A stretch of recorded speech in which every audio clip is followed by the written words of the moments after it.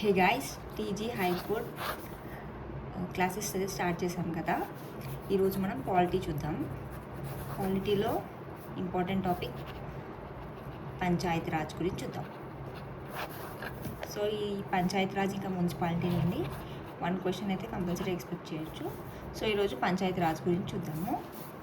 So ఇది పంచాయతీ రాజ్ రావడానికి కొన్ని కమిటీస్ని ఫస్ట్ ఫామ్ చేశారు. ఇప్పుడు TG high court exam point of వ్యూలో ఆ నేమ్స్ వాటి ఇయర్స్ ఇంపార్టెంట్ అనమాట. సో ఆ కమిటీస్ లైన్గా ఎలా గుర్తుపెట్టుకోవాలంటే బ్యాగ్స్ టీజీ అని గుర్తుపెట్టుకోండి, లేకపోతే బ్యాగ్స్ ట్యాగ్ అలా గుర్తుపెట్టుకోండి. So Balwant Rai Mehta, Ashok Mehta, GVK Rao committee, Singhvi ఇది, ఎల్ఎం సింఘ్వి, తుంగాన్, లాస్ట్ అది గ్యాడ్జెట్ లాస్ట్ అని గుర్తుపెట్టుకోండి. So gadget. So bags TG గుర్తుపెట్టుకోండి, bags TG. Balwant Rai Mehta, Ashok Mehta, GVK Rao, LM Singhvi అని గుర్తుపెట్టుకోండి, ఎల్ఎం సింఘ్వి, తుంగాన్, లాస్ట్ది గాడ్జిల్ కమిటీ అనమాట. సో బల్వంత్ రాయ్ కమిటీ ఏం చెప్తుందంటే 3 టైర్ సిస్టమ్ అనేది ఉండాలి అని చెప్పింది. 3 టైర్ ఏంటి అని ఎక్స్ప్లెయిన్ చేస్తాను. సో ఫస్ట్ ఈ బల్వంత్ రాయ్ మెహతా కమిటీ ఏం చెప్పిందంటే 3 టైర్ సిస్టమ్ ఉండాలి అని చెప్పింది. తర్వాత అశోక్ మెహతా కమిటీ ఏం చెప్పింది, 3 టైర్ వద్దు, 2 టైర్ చాలు అని చెప్పింది అనమాట. సో గుర్తుపెట్టుకోండి, 2 టైర్ అని ఎవరు చెప్పారు అంటే అశోక్ మెహతా కమిటీ చెప్పింది. లేకపోతే క్వశ్చన్ ఎలా అడగొచ్చు అంటే 3 టైర్ వద్దు, 2 టైర్ కావాలి అని ఎవరు చెప్పారు అంటే కన్ఫ్యూజ్ అవ్వకండి, 2 టైర్కి రిలేటెడ్ ఏది వచ్చినా అశోక్ మెహతా కమిటీ అనమాట. తర్వాత జీవీకే రావ్ కమిటీ అనమాట. సో జీవీకే రావ్ కమిటీ ఏం చెప్పింది అంటే గ్రాస్ వితౌట్ రూట్స్ అంటే పిఆర్ఐ, పంచాయతీ రాజ్ సిస్టమ్ అనేది గ్రాస్ వితౌట్ రూట్స్ లాగా ఉంది. ఎక్కువ బ్యూరోక్రసీ అయిపోయేసరికి పీపుల్కి సిస్టమ్కి అనేది ఒక గ్యాప్ అనేది క్రియేట్ అయింది. సో ఇలా ఉంది అని అంటే ఏమడగవచ్చు అంటే గ్రాస్ వితౌట్ రూట్స్ అని ఎవరు చెప్పారు పిఆర్ఐ సిస్టమ్ని అంటే జీవీకే రావ్ కమిటీ చెప్పిందనమాట. తర్వాత ఎల్ఎం సింఘ్వి కమిటీ ఏం చెప్పిందంటే దీనికి పిఆర్ఐ సిస్టమ్ దానికి కాన్స్టిట్యూషనల్గా ఉంటే అప్పుడు పవర్స్ కానీ దానికి రెగ్యులర్గా చేయడం కానీ అలా చేస్తూ ఉంటాం కదా. ఇప్పుడు నార్మల్గా పిఎం సీఎం ఎలక్షన్స్, ఇప్పుడు నార్మల్ ఎమ్మెల్యేస్ ఎంపీస్ ఎలక్షన్స్ ఎలా అవుతున్నాయి అలా ఉండాలి. ఒక కాన్స్టిట్యూషనల్ బేసిస్ అయితే కంపల్సరీ దానికంటూ ఒక స్టాండర్డైజ్ ఉంటుంది కదా, ఒక రెగ్యులర్గా కండక్ట్ చేయడం, దానికంటూ పవర్స్ ఇవ్వడం అలాంటివన్నీ బాగుంటాయి అని చెప్పి కాన్స్టిట్యూషనల్ బేసిస్ ఉండాలి అని చెప్పి అన్నారు. ఎవరు అన్నారు కాన్స్టిట్యూషనల్గా ఉండాలి, కాన్స్టిట్యూషనల్ రికమెండేషన్ ఎవరు చేశారు అని అడిగితే ఎల్ఎం సింఘ్వి అనమాట. తుంగాన్ ఇంకా గాడ్జిల్ వీళ్ళిద్దరి వల్లనే 1992లో 73rd కాన్స్టిట్యూషనల్ అమెండ్మెంట్గా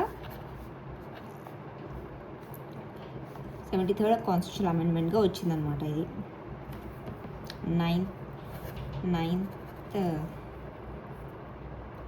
నైన్త్ పార్ట్లో 11th షెడ్యూల్లో యాడ్ చేశారనమాట ఈ పంచాయతీ రాజ్ సిస్టమ్ని. సో గుర్తుపెట్టుకోండి, మనం స్కెడ్యూల్స్ ఇంపార్టెంట్ అనమాట. స్కెడ్యూల్స్ నుంచి కూడా 1 క్వశ్చన్ వస్తుంది. So tiers of old PM గుర్తుందని అనుకుంటున్నాను, టియర్స్ ఆఫ్ ఓల్డ్ పిఎం ఇలా గుర్తుపెట్టుకోవాలి. 1 2 3 4 5 6 7 8 9 10 11 12 మొత్తం 12 షెడ్యూల్స్ అనమాట. పిఎం కదా, ఇది 11th షెడ్యూల్, ఇది 12th షెడ్యూల్. పంచాయతీ, ఇది మున్సిపాలిటీ. సో ఈ 11th షెడ్యూల్లో 9th పార్ట్లో ఈ పంచాయతీరాజ్ సిస్టమ్ అనేది ఉంది. ఈ ఇయర్ ఎప్పుడు ఇది అంటే 1992లో యాక్ట్ వస్తుంది, 1993లో ఫామ్ అవుతుంది అనమాట. సో గుర్తుపెట్టుకోండి, యాక్ట్ ఏమో 93rd కాన్స్టిట్యూషనల్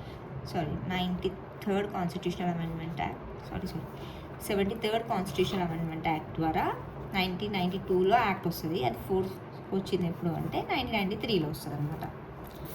సో ఇప్పుడు ఇక్కడికి వస్తే కాన్స్టిట్యూషనల్ బేసిస్ ఉండాలి అని చెప్పి వీళ్ళు చెప్పారు. అండ్ తుంగాన్ గాడ్జిల్ వల్ల 1992 73rd కాన్స్టిట్యూషనల్ అమెండ్మెంట్ ద్వారా ఈ పంచాయతీరాజ్ సిస్టమ్ అనేది వచ్చిందనమాట. ఈ నేమ్స్ గుర్తుపెట్టుకోండి లైన్గా, ఇంపార్టెంట్ కమిటీస్ లైన్గా గుర్తుపెట్టుకొని సీక్వెన్స్ అడగవచ్చు. లైన్గా ఇయర్స్ వైజ్ అరేంజ్ చేయండి. ఫస్ట్ కమిటీ నుంచి ఇలా అని అడుగుతారు, క్రొనాలజికల్ ఆర్డర్.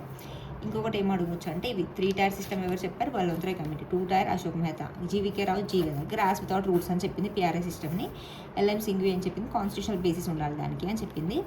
తుంగోనింగ గ్యాడ్జిల్ ఈ రెండు వల్లనే మనకి అమెండ్మెంట్ అనేది వచ్చింది. సో దీంతో పాటు ఇయర్ అనేది ఇంపార్టెంట్.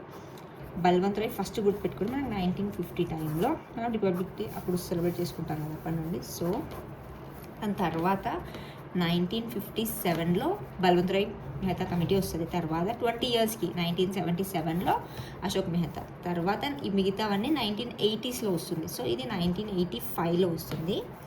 ఎల్ఎం సింఘ్వి దీని నెక్స్ట్ ఇయరే వస్తుంది 1986. 1987లో ఏం రావు. ఈ రెండు 1989లో వస్తుంది. సో 1988లో వస్తుంది. 7 ఏది ఉండదు.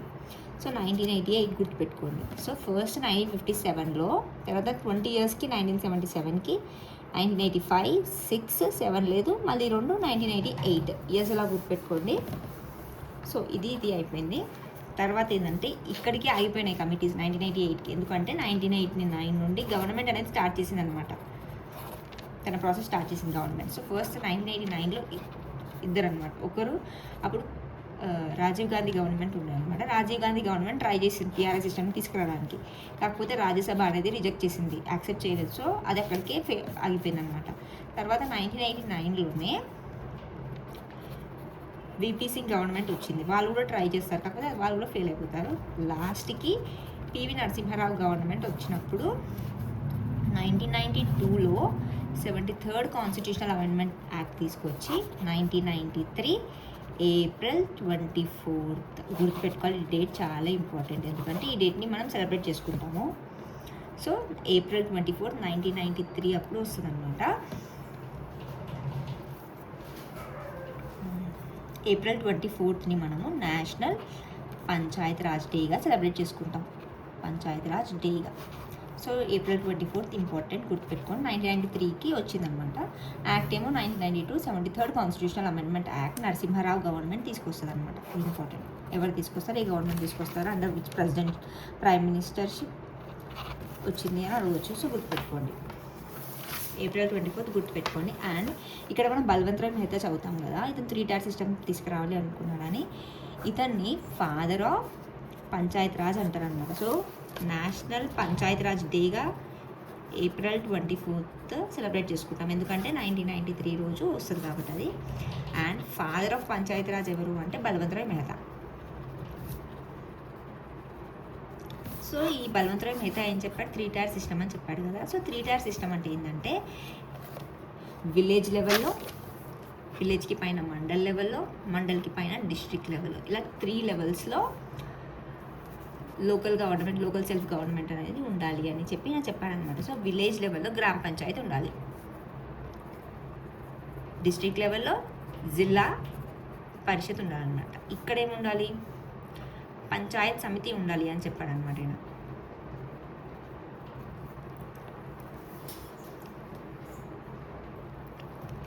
సో ఇలా 3 జిల్లా, పంచాయత్ సమితి, గ్రామ పంచాయత్ ఇలా ఉండాలని చెప్పాడనమాట. ఎవరు చెప్పాడు 3 టైర్ సిస్టమ్ ఫస్ట్ టైం అంటే బల్వంత్ రాయ్ మెహతా. అందుకే ఇతను స్టార్ట్ చేశాడు కాబట్టి ఫాదర్ ఆఫ్ పంచాయత్ రాజ్ అని అంటారు అనమాట ఇదని. సో ఇలా 3 ఉండాలి. కాకపోతే ఏంటంటే ఈ మధ్యది మండల్ అనేది ఎప్పుడు ఫామ్ చేయాలంటే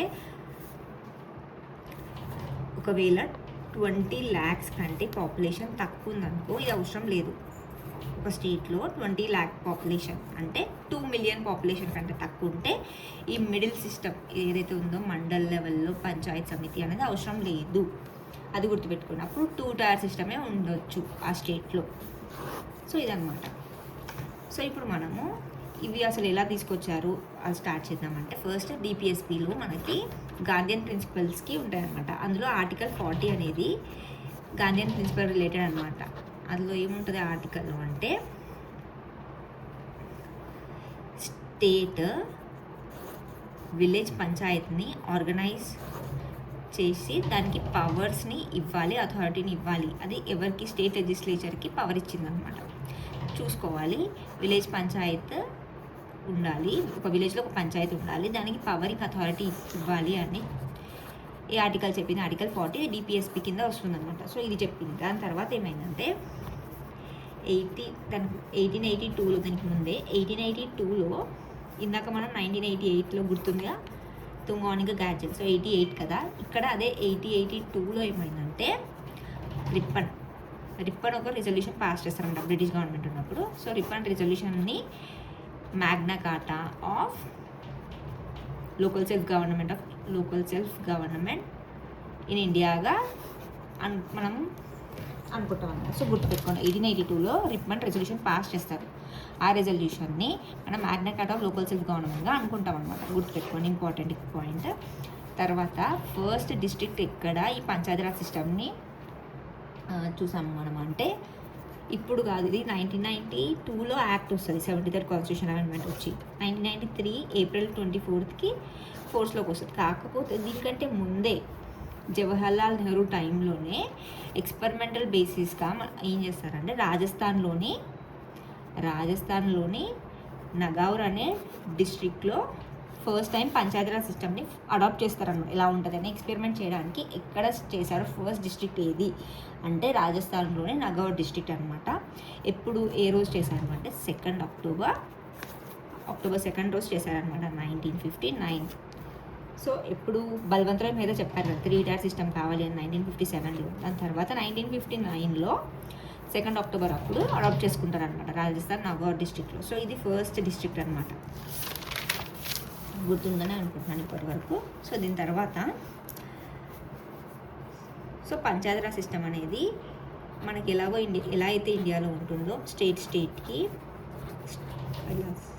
ఒక సీఎం ఎలా ఉంటాడో, విలేజ్ లెవెల్లో, మండల్ లెవెల్లో, డిస్ట్రిక్ట్ లెవెల్లో కూడా ఒక లోకల్ గవర్నమెంట్ అంటూ ఉండాలి. అప్పుడు దానికి కొన్ని పవర్స్ ఇస్తే ఇంకా బెటర్ అడ్మినిస్ట్రేషన్ ఉంటుంది అని చెప్పి దానికి కాన్స్టిట్యూషనల్ బేసిస్ ఉంటే దానికంటూ ఒక పవర్స్ ఉండి బాగుంటుంది. Village level, grass root level నుండి ఇంప్లిమెంటేషన్ అనేది ఇలా ఉంటే బాగుంటుంది, ఇండియా ఓవరాల్గా డెవలప్ అవుతుంది అని ఒక కాన్సెప్ట్తోని ఇది తీసుకొస్తారనమాట. సో 3 టైర్ సిస్టమ్ అనేది ఒకవేళ 20 lakh కంటే తక్కువ లేదా 2 million కంటే తక్కువ ఉంటే పాపులేషన్ ఆ స్టేట్లో అప్పుడు మండల్ లెవెల్ అనేది అవసరం లేదు. అండ్ బట్ నేను ఇందాక చెప్పా కదా అశోక్ మెహతా కమిటీ ఏం చెప్పింది 2 టైర్ సిస్టమ్ అని. 2 టైర్ సిస్టంలో మనం విలేజ్, మండల్, డిస్ట్రిక్ట్లో ఏది వద్దని చెప్పింది అంటే విలేజ్ వద్దని చెప్పింది అనమాట.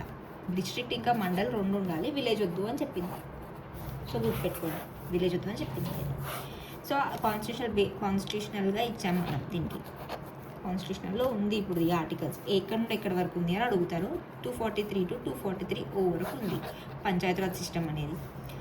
ఆర్టికల్స్ ఇవి ఏ పార్ట్లో ఉంది అంటే 9th పార్ట్లో ఉంది. ఏ స్కెడ్యూల్లో ఉంది అంటే ఇందాక చెప్పాను కదా 11th స్కెడ్యూల్లో ఉంది. యాక్ట్ ఏంది 1992లో వచ్చింది, 73rd కాన్స్టిట్యూషనల్ అమెండ్మెంట్ యాక్ట్. ఫోర్స్కి వచ్చింది 1993 ఏప్రిల్ 24th. సో ఇది గుర్తుపెట్టుకోవాలి. ఈ ఆర్టికల్స్ లైన్లో చూద్దాం ఒకసారి, ఇంపార్టెంట్ ఆర్టికల్స్ చూద్దాం. సో ఆర్టికల్ 243లో డెఫినేషన్ ఉంటుంది అనమాట పంచాయతీరాజ్ సిస్టమ్ గురించి. ఆర్టికల్ 243A BCD ఏం చెప్తుంది అంటే గ్రామ సభ గురించి చెప్తుంది. గ్రామ సభ అంటే ఏంటి అంటే ఇప్పుడు మనం విలేజ్ లెవెల్లో ఒక గ్రామ పంచాయతీ ఉంటుంది. గ్రామ పంచాయతీ అంటే ఎవరైతే ఎలక్ట్ అయ్యారో వాళ్ళు ఉంటారు కదా. గ్రామ సభ అంటే ఏంటంటే ఎవరైతే ఆ విలేజ్లో ఎవరైతే ఓటేసే ఏజ్ వచ్చి వాళ్ళు ఓటేసే రైట్ ఉంది, వాళ్ళ ఓటర్ లిస్ట్ మొత్తం ఉంటుందన్న వాళ్ళందరూ ఇందులో మెంబర్స్ అనమాట గ్రామ సభలో. ఇది చాలా ఇంపార్టెంట్, ఇది అడిగారు కూడా ప్రీవియస్లో. సో గ్రామ సభ అంటే ఏంటి అంటే it is a body consisting of persons registered in electoral rolls of a village comprise within the area of the panchayat. ఇక్కడ విలేజ్ లెవెల్లో ఎవరికైతే ఎలక్టోరల్ రోల్లో ఉన్నారో ఆ విలేజ్ దాంట్లో ఎవరికైతే ఓట్ వేసే దాంట్లో రిజిస్టర్ అయ్యి ఆ విలేజ్ ఎలక్టోరల్ రోల్లో ఉన్నారో వాళ్ళందరూ దీంట్లో మెంబర్స్ అవుతారు అనమాట. గ్రామ సభలో ఎవరెవరు అంటే ఆల్ ఎలిజిబుల్ మెంబర్స్ అనమాట. ఎవరైతే ఎలక్షన్కి ఓటేసే రైట్ ఉందో వాళ్ళందరూ ఇందులో మెంబర్స్ అవుతారు. గ్రామ పంచాయతీ అంటే ఎలక్ట్ అయిన వాళ్ళు కదా. సో గ్రామ సభ అంటే ఏంటి అని ఆర్టికల్ 243A చెప్తుంది. 243B ఏం చెప్తుందంటే 3 టైర్ సిస్టమ్ గురించి చెప్తుంది అనమాట. ఒకవేళ 20 అది ఇందాక చెప్పాను కదా 20 lakh పాపులేషన్ 2 million కంటే తక్కువ ఉంటే ఈ మధ్యది మండల్ వద్దు. ఇంకా village level, mandal level, district level గురించి 3 టైర్ సిస్టమ్ గురించి ఇది ఇలా ఉంది కదా. So 3 tyre. బి ఇలా రాస్తే 3 ఉంటుంది కదా. సి ఏం చెప్తుందంటే సి అంటే కాంపోజిషన్ గురించి చెప్తుంది. డి ఏం చెప్తుందంటే ఉమెన్ రిజర్వేషన్, ఎస్సీ ఎస్టీ ఈ రిజర్వేషన్స్ గురించి చెప్తుంది అనమాట. గుర్తుపెట్టుకోండి, డి రిజర్వేషన్ గురించి చెప్తుంది. డి అయిపోయాక ఈ ఏం చెప్తుందంటే 5 years టర్మ్ వీళ్ళ డ్యూరేషన్ గురించి చెప్తుంది అనమాట. 5 years ఉంటుంది వీళ్ళ డ్యూరేషన్ అని ఈ చెప్తుంది. సో ఓన్లీ ఇంపార్టెంట్ గురించి చూద్దాము. ఈ అయిపోయాక జీ కూడా ఇంపార్టెంట్ అనమాట. జీ ఏంటంటే పవర్స్ ఇస్తుంది అనమాట. ప్లాన్ చేయవచ్చు, ఇదంతా ఇలా ప్లాన్ చేయాలి, ఈ లెవెల్లో ఇలా అవన్నీ చూసుకోవాలి అని వీళ్ళకి పవర్స్ ఇస్తుంది అనమాట. ఈ పంచాయతీకి పవర్స్ ఇవ్వడం అవన్నీ జీ అనమాట. ఐకే ఇక్కడ అంటాం కదా, ఐకే అని గుర్తుపెట్టుకోండి. ఐ ఏమో ఫైనాన్స్, మనకు సెంట్రల్ లెవెల్లో ఫైనాన్స్ కమిషన్ అనమాట. స్టేట్ లెవెల్లో కూడా స్టేట్ ఫైనాన్స్ కమిషన్ ఇది. కే అంటేనేమో ఎలక్షన్ గురించి చెప్తుంది అనమాట. ఎలక్షన్ కమిషన్ ఎలక్షన్ గురించి చెప్తుంది. ఐకే అయిపోయింది. నెక్స్ట్ ఓ లాస్ట్ అనమాట. ఇంకా 243 to 243 ఓ కదా. సో ఓ ఏం చెప్తుందంటే ఇది కోర్ట్ని బార్ చేస్తుంది అనమాట. ఇన్వాల్వ్ అవ్వద్దు, ఎలక్షన్ రిలేటెడ్ ఏమన్నా ఉంటాయి కదా, దాంట్లో ఇన్వాల్వ్ అవ్వద్దు. ఒకవేళ పెటిషన్ పెడితే మాత్రమే అప్పుడు కోర్టు ఇన్వాల్వ్మెంట్ ఉండాలి. అన్లెస్ అప్పటి వరకు ఉండకూడదు. కోర్టు ఇన్వాల్వ్మెంట్ అనేది ఎలక్షన్ డిస్ప్యూట్స్లో ఉండదు, చూసుకోవద్దు అని చెప్పి ఉంటుంది అనమాట దీంట్లో. సో ఒక్కసారి మళ్ళీ చూద్దాము. 243 ఏం చెప్తుంది, డెఫినేషన్ ఇస్తుంది పంచాయతీరాజ్. 243 ABCDE GIK ఓ ఏమో కోర్ట్స్ బ్యాన్ చేస్తుంది అనమాట. వద్దు ఎలక్షన్ డిస్ప్యూట్స్లో దాంట్లో ఇన్వాల్వ్ అవ్వద్దు అన్లెస్ పిటిషన్ పెట్టేసే వరకు. ఈ ఐ ఏమో ఫైనాన్స్, ఇదేమో ఎలక్షన్. జీ ఏంది, జీ పవర్స్. ఈ ఏమో 5 year టర్మ్. ఈ బి ఏం చెప్పాను, 3 tier సిస్టమ్ అని చెప్పాను. C composition. డి ఏమో రిజర్వేషన్ గురించి చెప్తుంది, ఉమెన్ ఎస్సీ ఎస్టీ గురించి చెప్తుంది. ఏ ఏం చెప్తుంది, గ్రామ సభ గురించి చెప్తుంది. సో ఈ ఆర్టికల్స్ పంచాయతీరాజ్ గురించి ఇంపార్టెంట్గా చెప్పాను, గుర్తుపెట్టుకోండి. ఇది 9th part 11th schedule ఉంది. 243 to 243 ఓ మొత్తం పంచాయతీరాజ్ గురించి ఉంటుందన్నమాట.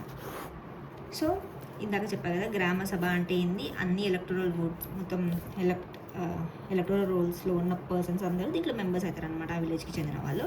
ఒకవేళ దీంట్లో చేంజెస్ ఏమైనా చేయాలి అంటే స్టేట్ గవర్నమెంట్ చూసుకుంటుంది అనమాట. గుర్తుపెట్టుకోండి, సెంట్రల్ లెవెల్లో అయితే పార్లమెంట్ చూసుకున్నట్టే ఇక్కడ కూడా స్టేట్ గవర్నమెంట్ చూసుకుంటుంది. యూటీ దానికి రిలేటెడ్ ఎట్లయితే ప్రెసిడెంట్ చూసుకుంటాడు, ఇక్కడ కూడా యూటీలో లోపల ఏమన్నా అయితే గవర్నర్ చూసుకుంటాడు అనమాట దీనికి రిలేటెడ్. ఇది స్టేట్ కదా, స్టేట్స్కి అయితే స్టేట్ గవర్నమెంట్ చూసుకుంటుంది, యూటీ లెవెల్లో అయితే గవర్నర్ చూసుకుంటాడు అనమాట. ఈ పంచాయతీరాజ్ రిలేటెడ్ దాంట్లో ఏమన్నా చేంజెస్ చేయాలి దాంట్లో అంటే. ఇంకేంటంటే ఇది 3 tier సిస్టమ్ కదా, విలేజ్ లెవెల్లో, ఇంటర్మీడియట్ లెవెల్లో, డిస్ట్రిక్ట్ లెవెల్లో అన్నిట్లో యూనిఫామ్ ఉంటుంది అనమాట ఇది స్ట్రక్చర్ అనేది. ఇంకా ఇది ఇందాక చెప్పాను కదా 20 lakhs కంటే తక్కువ ఉంటే అవసరం లేదు అని. ఇది ఆర్టికల్ చెప్పండి, 20 lakhs కంటే తక్కువ ఉంటే అని. 3 tier సిస్టమ్ అంటే 3 అంటే ఇట్లా ఉంది కదా, బి 243 బి చెప్తుంది అనమాట. ఇంకా ఎలక్షన్ అనేది డైరెక్ట్గా మనం డైరెక్ట్ ఎలక్షన్ ఉంటుంది అనమాట. అందరినీ మనం ఎలక్ట్ అవుతాము. చైర్పర్సన్స్ ఉంటారు కదా, చైర్పర్సన్స్ మాత్రం ఇండైరెక్ట్ అనమాట. ఎక్కడ అంటే village level, mandal level, district level కదా, ఈ రెండుట్లో ఇండైరెక్ట్గా. అంటే ఇప్పుడు మనము ఎవరైనా అయితే డైరెక్ట్గా ఎలక్ట్ చేసుకుంటామో ఆ చేసుకున్న వాళ్ళే అందులోనే ఒకరిని వాళ్ళే ఒకరిని వీళ్ళే చైర్పర్సన్ అని ఇండైరెక్ట్గా వాళ్ళు చెప్పేస్తారనమాట. సో ఇక్కడ డైరెక్ట్ ఎలక్షన్ ఉంటుంది, అందులో వాళ్ళే ఒకరిని ఇండైరెక్ట్ ఎలక్షన్ ద్వారా చైర్పర్సన్ని పెట్టుకుంటారు. ఇక్కడ డిస్ట్రిక్ట్ లెవెల్లో, మండల్ లెవెల్లో. అదే విలేజ్ లెవెల్లో ఏంటంటే, విలేజ్ లెవెల్లో అయితే అది స్టేట్ డిసైడ్ చేస్తుంది ఎలా ఉండాలి, స్టేట్ గవర్నమెంట్ డిసైడ్ చేయొచ్చు. సో ఇది అనేది వాలంటరీ అనమాట. ఇది కూడా వాలంటరీ, గ్రామ సభ ఎలా ఉండాలి అని చెప్పడానికి స్టేట్ గవర్నమెంట్కే ఇచ్చేసింది అనమాట, నచ్చినట్టు చేసుకుంది. ఇది వాలంటరీ, కానీ ఇది మాత్రం మ్యాండేటరీ, ఫాలో అవ్వాల్సిందే అది. సో నెక్స్ట్ ఏంటంటే రిజర్వేషన్ ఆఫ్ సీట్స్. ఇందాక చెప్పాను కదా, women reservation, SC ST reservations అని. ఏ ఆర్టికల్ అది రిజర్వేషన్ గురించి, 243D. సో అందులో ఏం చెప్తుందంటే ఉమెన్కి 1/3 రిజర్వేషన్ ఉండాలి, నాట్ లెస్ దాన్ 1/3. చైర్మన్స్ దాంట్లో కూడా రిజర్వేషన్ అనేది ఉండాలి. ఎస్సీ ఎస్టీ ఈ రెండు పాపులేషన్ బేస్డ్, ఒక స్టేట్లో పాపులేషన్ బేస్డ్ ఎట్లా ఉంటుందో దాన్ని బట్టి ఎస్సీ ఎస్టీ రిజర్వేషన్ అనేది ఉండాలి. ఎక్సెప్షన్ ఏంటంటే అరుణాచల్ ప్రదేశ్లో ఎస్సీ పాపులేషన్ అసలు ఉండదు, మొత్తానికి 0. అక్కడ మొత్తము ట్రైబల్ పాపులేషన్ ఉంటుంది. సో అక్కడ ఏం చేశారంటే 2000 ఇయర్లో 83rd కాన్స్టిట్యూషనల్ అమెండ్మెంట్ తీసుకొచ్చి ఇది మొత్తం ట్రైబల్ ఏరియా. సో ఇక్కడ ఎస్సీ పాపులేషన్కి రిజర్వేషన్ ఏం అవసరం లేదు, ఇక్కడ మొత్తం ఎస్టీ వాళ్ళే ఉన్నారు అని చెప్పి తీసుకొచ్చింది అనమాట. సో దీనికి ఈ రూల్ వర్తించదు, గుర్తుపెట్టుకోండి. ఈ ఆర్టికల్ 2000 ద్వారా 83rd కాన్స్టిట్యూషనల్ అమెండ్మెంట్ ద్వారా ఏ స్టేట్ అరుణాచల్ ప్రదేశ్కి ఎస్టీ పాపులేషనే ఉంది, ఇక్కడ ఎస్సీ వాళ్ళు లేరు. సో ఇది డ్యూరేషన్, ఇందాక చెప్పా కదా డ్యూరేషన్ 5 years. ఏ ఆర్టికల్ అది 243E. 243E చెప్తున్నాం 5 years అని. కాకపోతే ఈ ముందుగానే డిజాల్వ్ అయిపోయింది అనుకో 5 years కంటే ముందే, మళ్ళీ ఎలక్షన్ పెట్టి మళ్ళీ కొత్త గవర్నమెంట్ వస్తుంది, కొత్త వాళ్ళు వస్తారనమాట గ్రామ పంచాయతీకి. కానీ ఒకవేళ ఈ రిమైనింగ్ టర్మ్ అనేది 6 months కంటే తక్కువ ఉందనుకో మళ్ళీ ఎలక్షన్ ఏం పెట్టరు, గుర్తుపెట్టుకోండి. 6 months కంటే తక్కువ ఉంటే ఎలక్షన్ ఏం కండక్ట్ చేయరు మళ్ళీ. డిస్క్వాలిఫికేషన్ అంటే ఇప్పుడు ఏజ్ తక్కువ ఉంది అని 25 years లేవు ఇతను ఈ ఏజ్ రిలేటెడ్ దాంట్లో పెట్టకూడదు. 21 years ఉంటే చాలు అతనికి. ఈ దాని రిలేటెడ్ ఏమన్నా వస్తే అట్లా ఏం డిస్క్వాలిఫై చేయరు. ఏజ్ రిలేటెడ్ 25 అట్లా లేదు, 25 ఉండాలి కదా, అలా 21 ఉంటే సరిపోతుంది. దీనికి 21 ఏజ్ ఉంటే సరిపోతుంది. ఇంకా డిస్క్వాలిఫికేషన్ అనేది ఆల్రెడీ ఎగ్జిస్టెడ్ లా ఉంటుంది కదా, దానికి రిలేటెడ్ ఏమైనా అగేన్స్ట్ ఉంటే స్టేట్ లెజిస్లేచర్ ఏమైనా లా మేక్ చేసిన దానికి అగేన్స్ట్ అయినా ఏమైనా చేసిన దానికి డిస్క్వాలిఫికేషన్ అని ఇట్లా చేస్తే డిస్క్వాలిఫై అవుతారని స్టేట్ లెజిస్లేచర్ ఏమైనా చేయవచ్చు. లేకపోతే ఆల్రెడీ ఇది చెప్పకుండా ముందుగానే ఆల్రెడీ ఎగ్జిస్టెడ్ లా ప్రకారంగా వీళ్ళు ఏమన్నా డిస్క్వాలిఫై అయితే ఈ రెండు ప్రకారమే డిస్క్వాలిఫికేషన్ అనేది ఉంటుంది. ఏజ్ రిలేటెడ్ 25 కంటే తక్కువ 21 ఉంటే సరిపోతుంది, డిస్క్వాలిఫై ఏం అవ్వరు, గుర్తుపెట్టుకోండి. ఇందాక చెప్పా కదా state election commission, state finance commission ఏమో 243I, ఇదేమో 243K. సో ఈ ఫైనాన్స్ కమిషన్ అనేది 5 yearsకి ఒకసారి గవర్నర్ అపాయింట్ చేస్తారు, గుర్తుపెట్టుకోండి. గవర్నర్ అపాయింట్ చేస్తారు 5 yearsకి ఒకసారి. టర్మ్ వీళ్ళకంతా గవర్నర్ ఎన్ని ఇయర్స్ ఉండాలి అవన్నీ కూడా ఇతనే చూసుకుంటాడు. సో గవర్నర్ చూస్తారనమాట. ఈ ఎలక్షన్ కమిషన్ని కూడా వీళ్ళు ఏం చేస్తారు, ఎలక్షన్ కమిషన్ అంటే మొత్తం ఎలక్షన్ అంతా కండక్ట్ చేసేది వీళ్ళే కదా, కండక్ట్ చేస్తారు. సూపరింటెండెన్స్ ఇంకా ప్రిపరేషన్ చేస్తారనమాట. ఎలక్టోరల్ రూల్స్ అన్నీ, పంచాయతీ ఎలక్షన్స్ మొత్తం వీళ్ళే చూసుకుంటారు. ఇంకా వీళ్ళ సర్వీస్, వీళ్ళ టెన్యూర్ అవన్నీ గవర్నరే చూసుకోవాలన్నమాట. గవర్నరే ఇదానికి చూసుకుంటారు అనమాట. సో వీళ్ళ రిమూవల్ ఎలా ఉంటుంది అంటే, ఎలక్షన్ కమిషన్ని మనం సెంట్రల్ లెవెల్లో చూస్తే వాళ్ళు జడ్జెస్ వీళ్ళది కూడా రిమూవల్ సేమ్ హైకోర్టు జడ్జ్ లాగానే వీళ్ళు ఎలా రిమూవ్ అవుతారో వీళ్ళది కూడా సేమ్ ప్రాసెస్ ఉంటుంది అనమాట. సో ఇది ఇది K. ఫైనాన్స్ కమిషన్ వీళ్ళు మొత్తం ఆడిట్ చేస్తారనమాట. అకౌంట్స్, పంచాయతీ, మున్సిపాలిటీస్ మొత్తం చూసుకుంటారు వీళ్ళే. ఇంకా ఇందాక చెప్పాను కదా యూటీకి రిలేటెడ్ మొత్తం ఇందాక గవర్నర్ అని చెప్పాను అనుకుంటా కదా, సారీ. యూటీకి రిలేటెడ్ దాంట్లో పిఆర్ఐ సిస్టమ్ ఏదైతే ఉందో యూటీస్ దాంట్లో వాటన్నిటికీ ఎక్సెప్షన్స్. ఈ పిఆర్ఐ సిస్టమ్ యూటీస్కి కూడా అప్లై అవుతుంది. కాకపోతే ప్రెసిడెంట్ దానికి ఏమైనా మోడిఫికేషన్ కానీ ఏమైనా చేంజెస్ కానీ చేయాలంటే ప్రెసిడెంట్ చేయొచ్చు. మన స్టేట్లో ఏంటంటే స్టేట్ లెజిస్లేచర్ స్టేట్ గవర్నమెంట్ ఎట్లా చేస్తుందో యూటీ లెవెల్ ఏమైనా చేంజెస్ చేయాలి, మోడిఫికేషన్స్ చేయాలి అనుకుంటే ప్రెసిడెంట్ చేస్తాడు. నేను ఇందాక గవర్నర్ అని చెప్పాను, సారీ. గవర్నర్ ఓన్లీ ఇక్కడ ఫైనాన్స్ కమిషన్, ఎలక్షన్ కమిషన్ దాంట్లో గవర్నర్ ఉంటారు, ఇక్కడ ప్రెసిడెంటే ఉంటాడు, గుర్తుపెట్టుకోండి. ఇది అయిపోయింది. ఇక్కడ ఇంతకుముందు చెప్పిన దాంట్లో ఎక్సెప్షన్స్ ఉంటాయి కొన్ని. నాగాల్యాండ్లో, మేఘాలయలో, మిజోరంలో, ఈ 3 దాంట్లో ఇంకా ఏవైతే 5th షెడ్యూల్లో 10 states ఉంటాయో అవి ప్లస్ 6th షెడ్యూల్లో 4 states ఉంటాయి. ఆ 4 statesలో 10 areas. ఈ 10 states ఏవి అంటే తెలంగాణ, ఏపీ, మహారాష్ట్ర, ఇది గుర్తుంటుంది కదా పక్కనే ఉన్నాయి. తర్వాత గుజరాత్, రాజస్థాన్, తర్వాత ఛత్తీస్గఢ్, జార్ఖండ్, మధ్యప్రదేశ్, జార్ఖండ్, ఛత్తీస్గఢ్, ఇంకా హిమాచల్ ప్రదేశ్, ఛత్తీస్గఢ్, జార్ఖండ్, ఇక్కడ ఒడిస్సా కూడా 1 2 3 4 5 6 7 8 9 10 హిమాచల్ ప్రదేశ్ పైన ఉంటుంది, గుర్తుపెట్టుకోండి. ఇలా మొత్తం 10. ఇది గుజరాత్, రాజస్థాన్ పక్కపక్కన ఉంటాయి. తెలంగాణ, ఏపీ, మహారాష్ట్ర పక్కపక్కన, ఇవన్నీ ఇలా మధ్యలో ఇలా ఉంటుంది కదా.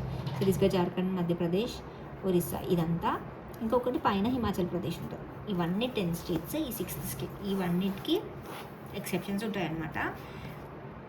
ఇంకా ఇక్కడ అంటే ఇంకా డార్జిలింగ్లో కూడా డార్జిలింగ్, వెస్ట్ బెంగాల్ డార్జిలింగ్ ఉంటుంది కదా, ఇక్కడ ఏంటంటే డార్జిలింగ్ గూర్ఖా హిల్ కౌన్సిల్ ఉంటుంది అనమాట. సో అదే చూసుకుంటుంది. దీనికి ఇట్లా పిఆర్ఎస్ సిస్టమ్ లాగా ఉండదు.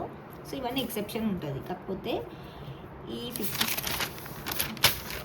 గవర్నమెంట్ ఏం చేసిందంటే, పార్లమెంట్ ఏం చేసిందంటే పెసా 1996 యాక్ట్ తీసుకొచ్చిందంట. పెసా అంటే Panchayat extension to scheduled areas act 1996 తీసుకొచ్చింది. యాక్చువల్గా ఎగ్జామ్షన్ ఇవన్నీ. కాకపోతే ఈ స్టేట్స్కి కూడా 5th షెడ్యూల్లో ఉన్న 10 స్టేట్స్కి ఈ పంచాయత్ రాజ్ సిస్టమ్ని ఎక్స్టెండ్ చేస్తున్నామని చెప్పి తీసుకొచ్చింది పార్లమెంట్. సో ఇలా పార్లమెంటే ఏమైనా లా చేసి మోడిఫికేషన్స్ చేసి ఎగ్జామ్షన్స్ కదా ఇవన్నీ, దీనికి పిఆర్ఎస్ సిస్టమ్ అనేది ఎగ్జామ్షన్ చేశారు ఫస్ట్. ఈ నాగాల్యాండ్, మేఘాలయ, మిజోరంకి ఈ 5th షెడ్యూల్లో ఉన్న 10 స్టేట్స్కి, ఈ 6th షెడ్యూల్లో ఉన్న 4 స్టేట్స్లో 10 ఏరియాస్కి, డార్జిలింగ్కి ఇవన్నీ ఎగ్జామ్షన్. పిఆర్ఎస్ సిస్టమ్ అనేది ఎగ్జామ్షన్, ఏం వర్తించదు. కానీ పెసా అనే యాక్ట్ తీసుకొచ్చింది, పార్లమెంట్ తీసుకొచ్చింది. సో పార్లమెంట్ కెన్ మోడిఫై అనమాట. ఈ ఎగ్జామ్షన్స్ని తీసేసి కొంచెం మోడిఫికేషన్స్ చేయవచ్చు. పెసా యాక్ట్ తీసుకొచ్చింది, Panchayat extension to schedule areas. అలా ఈ 5th షెడ్యూల్లో ఉన్న 10 స్టేట్స్కి పిఆర్ఎస్ సిస్టమ్ అనేది ఉంది. దాన్ని బట్టే వాళ్ళు ఈ విలేజ్ లెవెల్లో గ్రామ సభ, గ్రామ పంచాయత్ ఇలాంటివన్నీ చేస్తున్నారు అనమాట. సో ఇందాక చెప్పా కదా 243 ప్రకారం ఇది కోర్ట్ ఇంటర్ఫీరెన్స్ అవ్వనివ్వదన్నమాట ఎలక్టోరల్ మ్యాటర్స్లో. పంచాయత్ సిస్టమ్, పిఆర్ఎస్ సిస్టంలో ఎలక్టోరల్ మ్యాటర్స్లో ఇన్వాల్వ్ అవ్వనియదన్నమాట. దానికి సపరేట్గా ఎలక్షన్ కమిషన్ అపాయింట్ చేశారు కదా, ఏమన్నా ఉంటే పిటిషన్ ద్వారా అట్లా వెళ్తారన్నమాట, అంతే.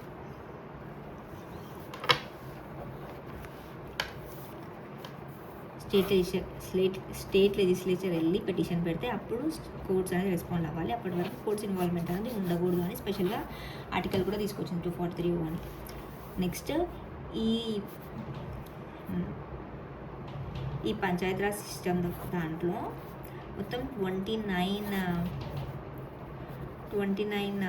ఐటమ్స్ ఉన్నాయన్నమాట. ఈ 11 షెడ్యూల్లో పిఎం కదా, 11 షెడ్యూల్, 12 షెడ్యూల్. ఈ 11 షెడ్యూల్లో 11 షెడ్యూల్లో 29 ఐటమ్స్ ఉన్నాయన్నమాట. ఎగ్జాంపుల్స్ ఏంటంటే 29 ఐటమ్స్లో కొన్ని చూద్దాము. Social forestry, farm forestry. ఏం చూసుకోవచ్చు వీటి పవర్స్ ఏంటి అంటే, social forestry, farm forestry, MFP అంటే minor forest products, non timber ప్రోడక్ట్స్ని మైనర్ ఫారెస్ట్ ప్రోడక్ట్స్ అంటారు అనమాట. నాన్ టింబర్ ప్రోడక్ట్స్ని అంటే ఇవి పిఆర్ఐ సిస్టమ్, ఇవి అక్కడ వాటిలో ఉన్న ఏరియాస్లో ఇవన్నీ చూసుకుంటుంది అనమాట. అది small scale industries including food processing industries ఉంటాయి కదా, అది ఇంకా లైబ్రరీస్ని, కల్చరల్ యాక్టివిటీస్ ఇవన్నీ చూసుకోవచ్చు అనమాట. దాని పవర్స్ అనమాట పిఆర్ఐ దాంట్లో 29 ఐటమ్స్ ఉంటాయి. Social forestry, farm forestry, minor forest products like non timber products, small scale industries like food processing industry, libraries కూడా చూసుకోవచ్చు, కల్చరల్ యాక్టివిటీస్ ఇవన్నీ చూసుకోవచ్చు అనమాట. సో ఇంతకుముందు మనం చదివిన దాంట్లో కంపల్సరీ ప్రొవిజన్స్ ఉన్నాయి, కొన్ని కంపల్సరీ ఫాలో అవ్వాలి. 73 కాన్స్టిట్యూషన్ అమెండ్మెంట్ ద్వారా ఒక స్టేట్ అనేది కంపల్సరీ ఫాలో అవ్వాల్సిందని, దానికి నచ్చినట్టు కొన్ని చేంజెస్ చేసుకోవచ్చు వాలంటరీగా. అది వాలంటరీ ప్రొవిజన్స్ ఇవి చూద్దాము. కంపల్సరీ ప్రొవిజన్స్ ఏంటి అంటే 3 టైర్ సిస్టమ్ అనేది ఉండాలి. ఒకవేళ 20 lakhs కన్నా తక్కువ ఉంటే అవసరం లేదు, 2 టైర్ పెట్టుకోవచ్చు, కానీ 3 టైర్ అయితే ఉండాలి. ఇంకా 5-year టర్మ్ అనమాట ఇది. ఇంకా state finance commission, state election commission అనేది ఉండాలి. తర్వాత 21 years అనమాట ఏజ్ అతనిది. ఎవరైతే 21 years ఉంటారో వాళ్ళు నిల్చోవచ్చు అనమాట. గ్రామ సభ అనేది ఉండాలి. వాళ్ళ విలేజ్ లెవెల్లో ఇదే మెయిన్ కదా, అంతా ఎలక్టోరల్ రోల్ కింద మెంబర్స్ అవుతారు అందులో. డైరెక్ట్ ఎలక్షన్ ఉండాలి. ఇండైరెక్ట్ ఎలక్షన్ ఏమో మిడిల్లో. ఇంకా డిస్ట్రిక్ట్ లెవెల్లో, మండల్ లెవెల్లో, డిస్ట్రిక్ట్ లెవెల్లో చైర్పర్సన్స్కి ఇండైరెక్ట్ ఎలక్షన్. విలేజ్ అయితే వాలంటరీ కదా, విలేజ్ చైర్పర్సన్ది వాలంటరీ. ఇంకా ఏంది 21 years రిజర్వేషన్ ఫర్ ఉమెన్కి, ఎస్సీ ఎస్టీది చూసుకోవాలి. కాకపోతే ఇంకా ఏమన్నా బీసీ బ్యాక్వర్డ్ క్యాస్ట్ రిప్రజెంటేషన్ కావాలి అనుకుంటే వాలంటరీగా చేయవచ్చు ఏమన్నా. ఇంకా ఎంపీస్ ఎమ్మెల్యేస్ని కూడా రిప్రజెంటేషన్ అంటే పెట్టవచ్చు అనమాట. అందులో ఎంపీస్ ఎమ్మెల్యేస్ని కూడా రిప్రజెంటేషన్ అనుకుంటే వాలంటరీగా పెట్టవచ్చు స్టేట్. ఈ దాంట్లో ఇంకా పవర్స్ స్టేట్ అంటే విలేజ్ లెవెల్లో పవర్స్ ఎలా ఇవ్వాలి అనుకుంటుంది, ఎంత ఎలా ఏ పవర్స్ ఇవ్వాలి అనుకుంటే స్టేట్ చూసుకోవచ్చు అది. సో రెవల్యూషన్ పవర్స్ అవన్నీ రెస్పాన్సిబిలిటీస్ అవన్నీ స్టేట్ వాలంటరీగా చేయవచ్చు ఎంత ఇవ్వాలి అనుకుంటుందండి. ఇంకా పంచాయత్స్కి ఫైనాన్షియల్ పవర్ని గ్రాంట్ చేయాలా వద్దా అని కూడా ఆలోచించుకోవచ్చు స్టేట్. చైర్పర్సన్ది ఇంకా బ్యాక్వర్డ్ కాస్ట్ రిప్రజెంటేషన్ లేదు అనుకుంటే ఇంకా ఎమ్మెల్యే ఎంపీస్ రిప్రజెంటేషన్ కూడా పెట్టవచ్చు. పవర్స్ విలేజ్ లెవెల్ వాళ్ళకి అట్లా పవర్స్ ఏమి ఇవ్వాలి పంచాయత్స్కి అని చూసుకోవచ్చు. ఇంకా ఫైనాన్షియల్ పవర్ ఇవ్వచ్చా అనేది చూసుకోవచ్చు. ఇంకా తనకు నచ్చినట్టు వాలంటరీగా చేంజెస్ ఏమైనా చేసుకోవాలంటే చేసుకోవచ్చు. ఇంకేంటంటే గ్రామ సభ ఉండాలి కదా, ఆ గ్రామ సభలో పవర్స్ ఫంక్షన్స్ ఇలా ఉండాలి అని స్టేట్ చెప్పొచ్చు. సో ఇవన్నీ అనమాట. సో పెసా అనేది కొంచెం చూద్దాం మళ్ళీ.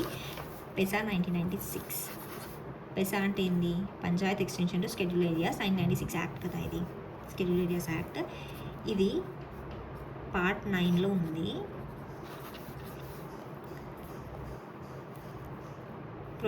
పార్ట్ 9లో ఉన్న ప్రొవిజన్స్ యాక్చువల్గా 5th షెడ్యూల్లో ఉన్న 10 స్టేట్స్కి అప్లై కాదు. కాకపోతే ఈ 10 ఏవేవి? తెలంగాణ, ఏపీ, మహారాష్ట్ర, గుజరాత్, రాజస్థాన్, హిమాచల్ ప్రదేశ్, ఛత్తీస్గఢ్, ఒరిస్సా, జార్ఖండ్, మధ్యప్రదేశ్ 4, 5, 6, 7, 8, 9, 10 ఈ 10 స్టేట్స్కి ఇది వర్తించదు. కాకపోతే పార్లమెంట్ ఏం చేసింది, ప్రొవిజన్ ఎక్స్టెండ్ చేసింది అనమాట ఈ 10 స్టేట్స్కి, షెడ్యూల్ ఉన్న 10 స్టేట్స్కి. సో దీనివల్ల ఏమైంది, వీళ్ళు కూడా గ్రామ్ సభ అనే న్యూక్లియస్ ఆఫ్ ఆల్ యాక్టివిటీస్గా చేశారు. ఇంకా ఇక్కడ ఏమైందంటే ఇక్కడ ట్రైబ్స్ ఎక్కువ ఉంటాయి కాబట్టి ట్రైబల్ ఎస్టీ అనేది రిజర్వేషన్ ఫర్ ఎస్టీ అనేది should not be less than half కంటే తక్కువ ఉండకూడదు. ఇంకా చైర్పర్సన్స్లో కూడా ఎస్టీ రిజర్వేషన్ అనేది ఉండాలి.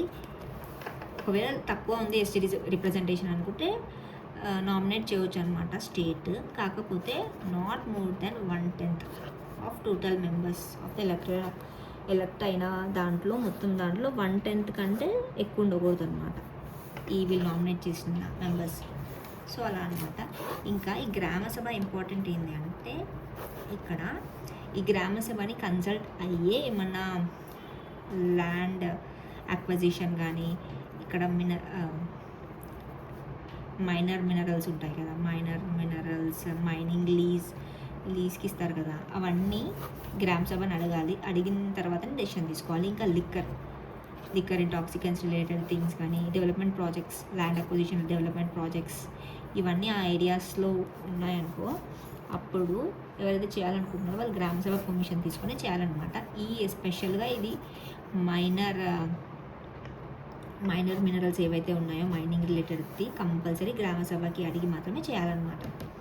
సో ఇది అనమాట ఇంపార్టెంట్. సో ఎస్టీ అనేది హాఫ్ కంటే తక్కువ ఉండకూడదు, 1/10 కంటే వీళ్ళు ఎక్కువగా నామినేట్ చేయవద్దు మొత్తం మెంబర్స్లో, ఎలక్ట్ అయిన మెంబర్స్లో.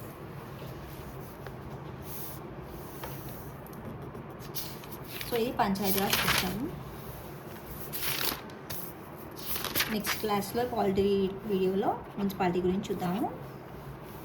So stay tuned guys.